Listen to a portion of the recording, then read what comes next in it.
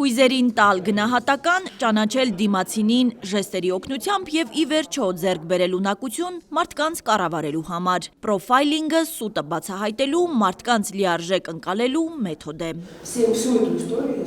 Միջազգային փորձագետ Սվետլանա Լեգատոն Հայաստանում պրոֆայլինգի վերապատրաստման երկօրյա դասընթաց է անցկացրել։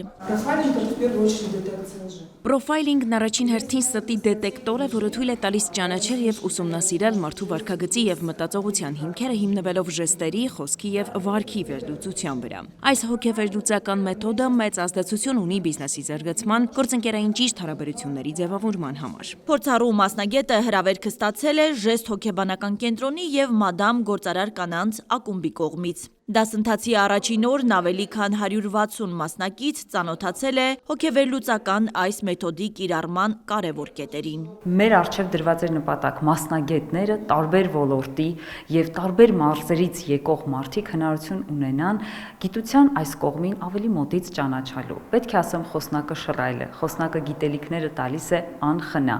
Մեզ մոտ միջազգային 2 օրը անցավ ինչպես մեկ ակնթարթ։ Վստահ եմ գիտելիքները փորձի փոխանակումը շատ օգտակար կլինեին եւ մեր գործարար կանանց ակումբի անդամների համար եւ մասնագետների համար, ովքեր հենց իրենց աշխատանքում կկիրառեն։ Վերապատրաստման երկրորդ օրը Լեգատոն շփվել է գործարարների և տարբեր ոլորտներում պաշտոններ զբաղեցնող անձանց հետ։ Լիդերության և փսիխոտիպերի գումարի հարաբերության մասին վերապատրաստումը